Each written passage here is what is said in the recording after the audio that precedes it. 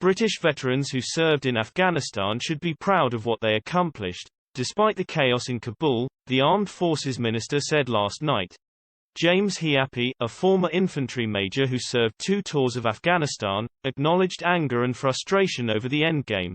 But he told our forces, "We gave a war-torn nation a taste of freedom. We gave them space for an education that can never be taken away." His comments came as Tony Blair, the PM who sent troops into Afghanistan, blasted the decision to withdraw as imbecilage. In an essay he said news of the withdrawal had left every jihadist group round the world cheering and suggested the world was now asking, "Is this a moment when the West is in epoch-changing retreat?"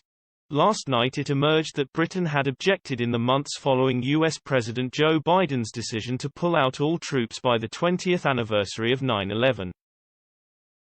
Senior military sources have revealed how the head of Britain's armed forces, General Sir Nick Carter, was a sole voice of dissent at a crunch meeting of NATO Joint Chiefs of Staff in Brussels, arguing "Our job isn't over, it is too soon and we are simply not ready." His efforts were later backed by Defence Secretary Ben Wallace, who lobbied counterparts ahead of a NATO meeting on June 1 to put the subject of date changes on the agenda, but without success.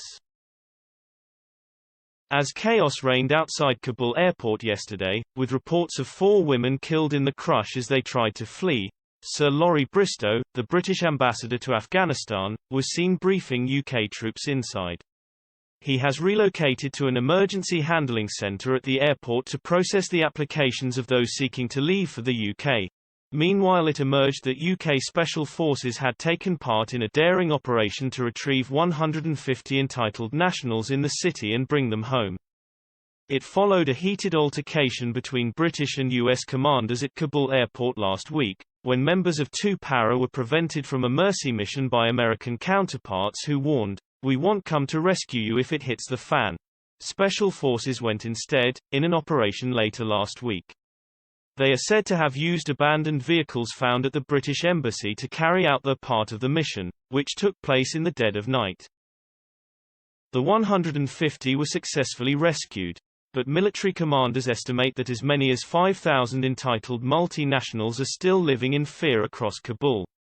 Sources said that the scramble to save innocent civilians from the Taliban could have been avoided had General Carter's warnings been heeded.